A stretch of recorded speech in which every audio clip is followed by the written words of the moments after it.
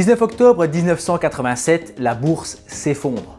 En une seule journée, le Dow Jones perd plus de 22%. C'est ce qu'on appelle le lundi noir. En une seule journée, la bourse enregistre la plus grosse performance négative de son histoire. Mais à ce moment-là, pendant que le monde entier paniquait et s'inquiétait pour ses placements boursiers, une personne, un homme, restait calme. C'est Paul Tudor Jones, un trader expérimenté qui avait prédit littéralement ce crack. Et c'est une histoire vraie que je suis en train de te raconter. En fait, Paul en a réellement profité pour gagner des centaines de millions de dollars. Et c'est pour ça qu'aujourd'hui, on le connaît sous le nom du fossoyeur de la finance. C'est une histoire de flair incroyable, de sang-froid et d'expertise sur les marchés financiers. L'occasion pour toi, investisseur, de retenir quelques leçons essentielles. Paul Tudor Jones est né en 1954 à Memphis, dans le Tennessee. Dès ses études, il se passionne pour le trading et c'est en 1980 qu'il a 26 ans et qu'il fonde son propre hedge fund, Tudor Investment Corporation.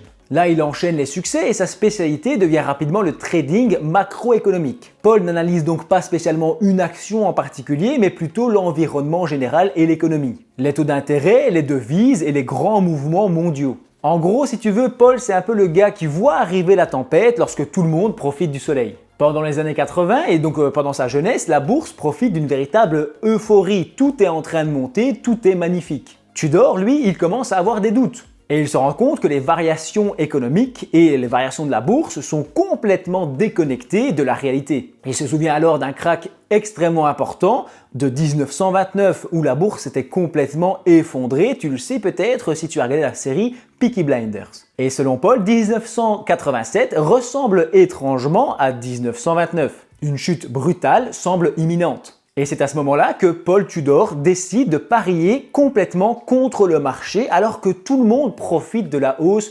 constante. Et c'est le 19 octobre 1987 que le marché s'effondre totalement. Les investisseurs paniquent, beaucoup sont ruinés, mais Paul, lui, reste impassible. Pourquoi? Eh bien parce qu'il avait anticipé ce crash. Il avait parié contre le marché à l'aide d'options, de futures, et il commence à gagner des centaines de millions de dollars. Son fonds de gestion qui porte son nom réalise alors 125% de performance pendant l'année 1987, une année de crise phénoménale dont on se rappelle encore aujourd'hui et qu'on étudie dans les études de finance que j'ai vues à l'école 40 ans après. Instantanément, Paul Tudor Jones devient une légende de la finance. Pendant que tout le monde creusait sa tombe financière, Paul Tudor sort avec un coffre rempli d'or. C'est depuis qu'on le surnomme le fossoyeur de la finance. Alors qu'est-ce que nous, on peut en retenir en tant qu'investisseur en bourse en 2025 ? Eh bien, c'est que Paul a su reconnaître les signes d'un krach boursier avant qu'il advienne. Si tu reconnais et si tu étudies les cycles et que tu penses qu'il va y avoir un krach boursier,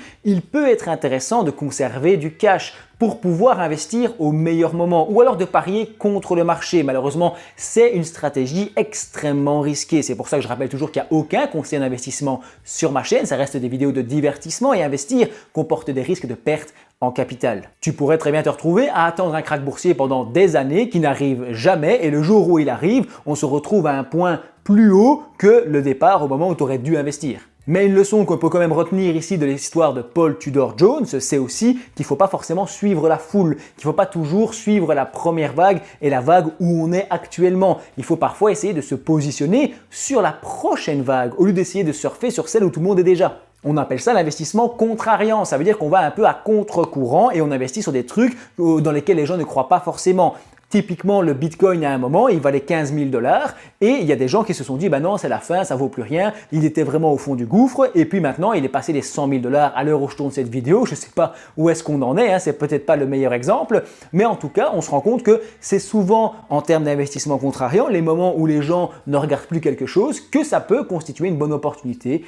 Toujours évidemment sans conseil, hein, vous faites ce que vous voulez et vous êtes responsable des décisions d'investissement. Cependant, avoir une vision globale et macroéconomique comme Paul Tudor Jones, je pense que c'est quand même une bonne idée d'avoir une vision globale et de se dire ok, il y a des gros mouvements macroéconomiques qui arrivent, il y a par exemple les pays émergents qui sont en train de monter tout doucement dans l'ombre, il y a des conflits géopolitiques, il y a des élections à tel endroit ou tel endroit, il se passe des choses dans le monde qui font que ça peut influencer largement la bourse. Et finalement, en tout cas c'est encore une fois mon avis, moi je J'investis plus selon des convictions que selon des chiffres. J'aime bien l'analyse technique, évidemment, j'en ai fait beaucoup, mais finalement, on se rend compte que la bourse est plus dictée par l'émotion et la conviction des investisseurs que par les chiffres purs ou l'analyse fondamentale, même si elle reste essentielle. Enfin bref, l'histoire de Paul Tudor Jones nous montre l'importance d'avoir un instinct en bourse, de savoir se préparer, d'étudier la situation, de comprendre un peu ce qu'on fait et surtout d'avoir une bonne dose de courage. Je dois répéter qu'investir comporte des risques de perte en capital, mais si jamais ce genre de petite histoire inspirante t'intéresse, n'hésite pas à visionner cette playlist où je récapitule un peu toutes mes vidéos dans le domaine. Ça permet de se divertir, d'avoir des histoires à raconter, mais aussi d'apprendre des choses sur la bourse. Je trouve qu'il n'y a pas assez de vidéos dans ce domaine sur YouTube. Je te remercie en tout cas d'avoir regardé cette vidéo jusqu'au bout.